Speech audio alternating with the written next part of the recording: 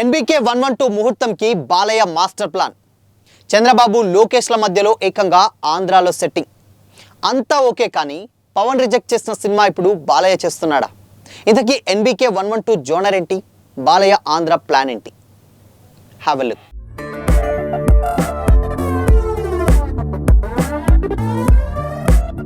Hi, hello, welcome to Disha TV. నటసింహం నందమూరి బాలకృష్ణ ఈ పేరు వింటేనే బాక్స్ ఆఫీస్ వద్ద రికార్డుల ఊచకోత గుర్తొస్తుంది. Age is just a number మాత్రమేనని నిరూపిస్తూ 60 సంవత్సరాల పైబడిన వయసులోనూ యంగ్ హీరోలకు సైతం గట్టి పోటీ ఇస్తూ దూసుకుపోతున్నారాయన. వరుస విజయాలతో టాలీవుడ్లో తిరుగులేని హవా కొనసాగిస్తున్న బాలయ్య ప్రతి సినిమాతోనూ తన క్రేజ్ను అమాంతం పెంచేసుకుంటున్నారు. పవర్ఫుల్ స్క్రీన్ ప్రెజెన్స్, థియేటర్లో పూనకాలు తెప్పించే డైలాగ్ డెలివరీ, ఊరమాస్ యాక్షన్తో ఆడియన్స్ను మెప్పించడంలో బాలయ్య స్టైలే వేరు. ప్రజెంట్ తన ఎన్బీకే 111 సినిమాతో బిజీగా ఉన్న నటసింహం మరో భారీ కాంబినేషన్ కు గ్రీన్ సిగ్నల్ ఇచ్చి ఇండస్ట్రీలో సంచలనం సృష్టించారు. గ్లోబల్ స్టార్ ఎన్టీఆర్ తో దేవర వంటి సాలిడ్ ఇండస్ట్రీ హిట్ అందుకున్నటువంటి స్టార్ డైరెక్టర్ కొరటాల శివతో బాలయ్య తన నెక్స్ట్ పవర్ఫుల్ ప్రాజెక్ట్ ను పట్టాలెక్కిస్తున్నారు. వీరిద్దరి కాంబోలో రాబోతున్నటువంటి ఎన్బీకే 112 సినిమాకు సంబంధించినటువంటి ముహూర్తం దాదాపు ఫిక్స్ అయిపోయింది. సాధారణంగా భారీ సినిమాల ముహూర్తపు వేడుకలు హైదరాబాద్లోని ఫిలిం నగర్ దైవ సన్నిధిలోనో లేదా ప్రైవేట్ స్టూడియోలోనో జరుగుతుంటాయి. కానీ ఈ ప్రతిష్టాత్మకమైనటువంటి సినిమా కోసం మేకర్స్ సరికొత్తగా ఎవ్వరూ ఊహించని వ్యూహంతో ముందుకెళ్తున్నారు. ఆంధ్రప్రదేశ్ రాజధాని ప్రాంతమైన అమరావతి సమీపంలోని వెంకటాయపాలెంలో నూతనంగా నిర్మించిన టీటీడీ శ్రీ వెంకటేశ్వర స్వామి ఆలయాన్ని ఈ సినిమా ప్రారంభోత్సవానికి వేదికగా ఎంచుకున్నారు. జూన్ 25 గురువారం నాడు ఆధ్యాత్మిక వాతావరణంలో ఏపీ రాజధాని నడిబొడ్డున ఈ లాంచింగ్ ఈవెంట్ను అత్యంత ఘనంగా నిర్వహించేందుకు మూవీ యూనిట్ మొత్తం ప్లాన్ చేస్తుంది. ఈ పూజా కార్యక్రమం కేవలం సినీ వేడుకలా కాకుండా ఒక భారీ పండుగలా సాగనుందట. ఈ కార్యక్రమానికి నందమూరి, నారా కుటుంబాల నుంచి అత్యంత ముఖ్యమైనటువంటి వ్యక్తులు హాజరు కానున్నారు. ఆంధ్రప్రదేశ్ ముఖ్యమంత్రి నారా చంద్రబాబు నాయుడు, మంత్రి నారా లోకేష్ ఈ సినిమా ప్రారంభోత్సవానికి ముఖ్య అతిథులుగా రానున్నారట. ముహూర్తం షాట్ కు సీఎం చంద్రబాబు నాయుడు క్లాప్ కొట్టనుండగా మంత్రి నారా లోకేష్ స్క్రిప్ట్ ను డైరెక్టర్ కొరటాల శివకు అందించేటువంటి అవకాశం ఉందని తెలుస్తుంది. మెసేజ్ అంశాలను పక్కా కమర్షియల్ ఫార్మేట్ లో చెప్పడంలో కొరటాల శివకు సపరేట్ ఫ్యాన్ బేస్ అయితే డెఫినెట్ గా ఉంటుంది. బాలకృష్ణ బాడీ లాంగ్వేజ్ కు, యాక్టింగ్ కు సరిపోయేటువంటి ఒక పవర్ఫుల్ పొలిటికల్ బ్యాక్డ్రాప్ లేదా హై వోల్టేజ్ సోషల్ డ్రామా ఆయన సిద్ధం చేసినట్లు ఇండస్ట్రీ వర్గాల్లో గట్టిగా టాక్ నడుస్తుంది. సమాజంలో జరిగేటువంటి కొన్ని సున్నితమైనటువంటి సమస్యలపై బాలయ్య మార్క్ గర్జన ఏ రేంజ్ లో ఉంటుందో ప్రత్యేకంగా చెప్పనక్కర్లేదు. బాలయ్య రౌద్ర రసానికి కొరటాల మార్క్ సామాజిక సందేశం తోడైతే థియేటర్లో పూనకాలు రావడం డెఫినెట్ గా ఖాయం.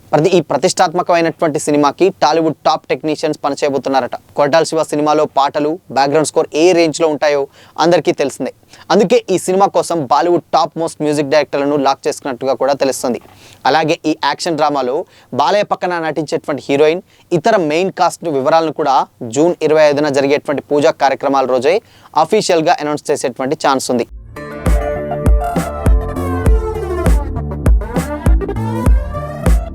టాలీవుడ్లో సరికొత్త రికార్డులను తిరగడానికి సిద్ధమవుతున్న ఈ క్రేజీ కాంబినేషన్ మూవీపై అటు ఇండస్ట్రీ వర్గాల్లో, ఇటు నందమూరి అభిమానుల్లో అంచనాలు ఆకాశాన్ని తాకుతున్నాయి. అయితే కొరటాల శివ ఇంతకు ముందు పవర్ స్టార్ పవన్ కళ్యాణ్కు ఒక స్టోరీ వినిపించగా ఆయన రిజెక్ట్ చేశారట.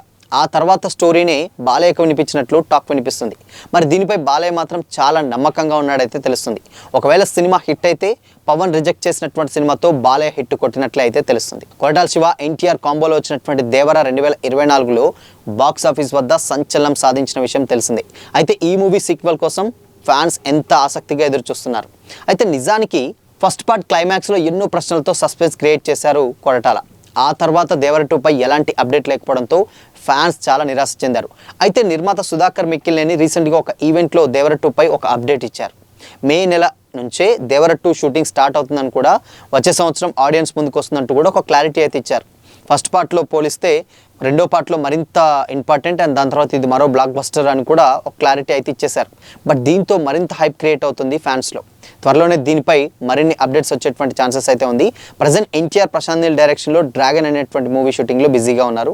ఆ తర్వాత దేవర 2 షూటింగ్లో పాల్గొనేటువంటి ఛాన్సెస్ ఉన్నట్లు తెలుస్తుంది. కానీ డెఫినెట్గా ఇక్కడ ఇంకొక విషయం మనం మాట్లాడుకుంటే, ఇప్పుడు ఆల్రెడీ ఎన్టీఆర్ డ్రాగన్ తర్వాత చేయాల్సినటువంటి నెల్సన్ దిలీప్ కుమార్ ప్రాజెక్ట్ ఏదైతే ఉందో అది కాకుండా ముందుకు త్రివిక్రమ్తో చేయాల్సినటువంటి గాడ్ ఆఫ్ వార్ ప్రాజెక్ట్ ముందుకు వచ్చిందని అయితే ఇండస్ట్రీ వర్గాల్లో టాక్ నడుస్తుంది. సో అందుకోసమనే ఈ సినిమా తర్వాత డెఫినెట్గా అందుకోసమనే గాడ్ ఆఫ్ వార్ చేసేటువంటి గ్యాప్లోనే ఇక్కడ ఎన్బీకే 112 సినిమా కంప్లీట్ చేసి దాని తర్వాత దేవర 2 స్టార్ట్ చేసేటువంటి అవకాశాలు అయితే ఉన్నాయి. సో రెండు ప్యారలల్గా షూట్ చేయడం చాలా చాలా కష్టం. కాబట్టి డెఫినెట్గా ఇంకొక 1 ఇయర్ మాత్రం దేవర 2 కోసం ఆగాలి. 1 ఇయర్ కాదు, 1.5 ఇయర్ ఆగినా డెఫినెట్గా ఆశ్చర్యం అయితే లేదు. ఎందుకంటే ఇక్కడ గాడ్ ఆఫ్ వార్ అంటే చాలా టైం పడుతుంది, ఇంకా డ్రాగన్ రిలీజ్ అవ్వలేదు, దాని తర్వాత ఎన్టీఆర్ బ్రేక్ తీసుకుంటారు, దాని తర్వాత ఉంటారు. సో ఇవన్నీ పక్కన పెడితే ఇక బాలయ్య విషయానికి వచ్చినట్లయితే పవన్ రిజెక్ట్ చేసినటువంటి సినిమా బాలయ్య చేస్తున్నారంటే ఇక్కడ టాక్ వచ్చింది ఏంటంటే 2 కథలు వాస్తవానికి వినిపించారట. బట్ ఒక స్టోరీని ఇక్కడ ఉన్నటువంటి 2 స్టోరీస్లలో కొరటాల దగ్గర ఉన్నటువంటి 2 స్టోరీస్లలో ఒక స్టోరీ మాత్రమే పవన్ విన్నారు. సో అది రిజెక్ట్ చేశారు. కానీ ఇక్కడ ఇంకొక స్టోరీ ఉంది, ఆ స్టోరీని ఇక్కడ బాలయ్యకు వినిపించారు. సో ఇది సేమ్ కాదని మరొక రకంగా సోషల్ మీడియాలో అయితే చక్కర్లు కొడుతుంది. సో ఓవరాల్గా ఇది పవన్ రిజెక్ట్ చేసినటువంటి సినిమా కాదు, ఇది ఒక సపరేట్గా తర్వాత మళ్ళీ కొరటాల రాసుకున్నటువంటి సినిమా. సో అందుకోసమనే డెఫినెట్గా చిరంజీవితో చేసినటువంటి ఆచార్య కొంచెం మిస్ఫైర్ అయింది. బట్ దాని తర్వాత దేవరతో కంబ్యాక్ ఇచ్చారు.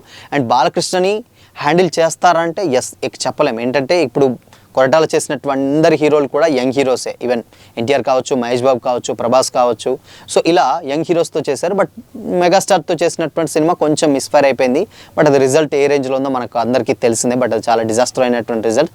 దాని తర్వాత ఇప్పుడు బాలయ్యని మరి అదే సీనియర్ కేటగిరీ కదా ఏంటి అని అంటే ఈసారి మాత్రం చాలా పక్కాగా బాలయ్య బాడీ లాంగ్వేజ్కి అండ్ ఆయన నేటివిటీకి ఉన్నటువంటి బ్యాక్గ్రౌండ్ అంతటినీ మొత్తం ఒక రీసెర్చ్ చేసి సో ఆ ప్లేస్ ఉన్నటువంటి రాయలసీమ బ్యాక్గ్రాఫ్లో ఒక రూరల్ బ్యాక్గ్రాఫ్ కొంత అండ్ అర్బన్ తోటి మొత్తం ఇలా ఒక రకరకాలైనటువంటి పొలిటికల్ డ్రామాని మెర్జ్ చేసి సినిమా తీస్తున్నట్లయితే తెలుస్తుంది. సో అది ఆబ్వియస్గా బాలయ్యకు ఈజీగా యాక్సెప్ట్ చేస్తారు ఇప్పుడు ఉన్నటువంటి ఆడియన్స్. సో అందుకోసమని ఈ సినిమా మీద ఎక్స్పెక్టేషన్స్ ఒక రేంజ్లో ఉన్నాయి. సో ఇప్పుడున్నటువంటి పరిస్థితుల్లో మేబీ ఇండస్ట్రీ ఆంధ్ర షిఫ్ట్ అవుతుందా అనేటువంటి ఊహాగానాలు కూడా ఈ పూజా కార్యక్రమంతో ఉన్నాయి. సో మెల్లిమెల్లిగా అక్కడ కూడా మొత్తం డెవలప్ చేస్తున్నారన్న కామెంట్స్ అయితే వినిపిస్తున్నాయి. బట్ దీని మీద అఫీషియల్ అనౌన్స్మెంట్ అయితే ఏం లేదు. కానీ ఓవరాల్గా మాత్రం NBK 112 డెఫినెట్గా ఒక రేంజ్లో ఇంపాక్ట్ క్రియేట్ చేస్తుండడంలో ఎలాంటి డౌట్ లేదు. సో మరి NBK 112 ఎలా ఉండబోతుందో ఏంటో తెలియాలంటే మరికొద్ది రోజులైతే మనం వెయిట్ చేయాల్సిందే. అండ్ ఇంకొక విషయం ఏంటంటే దీంట్లో బాలయ్య మార్క్ ప్రజెన్స్ మనకు తెలుసు. సో కొరటాల కనుక ఒక మెసేజ్ని కమర్షియల్ని చాలా అద్భుతంగా డిజైన్ చేసి ఈజీగా తీసేస్తారు. కాబట్టి ఈ 2 కాంబినేషన్స్ చాలా చాలా ఇంపార్టెంట్ కాంబినేషన్స్. సో మరి ఈ కాంబో ఎలా ఉంటుందో తెలియాలంటే మరికొద్ది రోజులైతే మనం వెయిట్ చేయాల్సిందే. ఇన్ కేస్ ఒకవేళ కనుక మేజర్గా ఇప్పుడున్నటువంటి పరిస్థితి చూసుకున్నట్లయితే ఈజీగానే తొందరగానే షూట్ అయిపోద్ది. ఇది మేబీ దసరాకు వచ్చేటువంటి ఛాన్సెస్ ఎక్కువగా ఉన్నాయి. సో నెక్స్ట్ దసరా అని అంటున్నారు కానీ లేదు, దాని తర్వాత ఇంకొంచెం ముందుగానే వచ్చేటువంటి ఛాన్సెస్ అయితే ఉంటున్నాయి.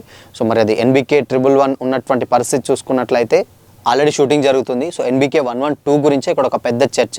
సో అందుకోసమనే ఈ సినిమా మీద ఎక్కువగా ఎక్స్పెక్టేషన్స్ ఉన్నాయి ఫ్యాన్స్కి ఎస్పెషల్లీ. సో అందుకోసమనే ఇప్పుడున్నటువంటి ఈ ప్రాజెక్ట్ చాలా చాలా కీలకం అని అయితే మనం మాట్లాడుకోవచ్చు. సో మరి ఈ కాంబోపై మీ ఒపీనియన్ ఏంటి? కామెంట్ చేయండి.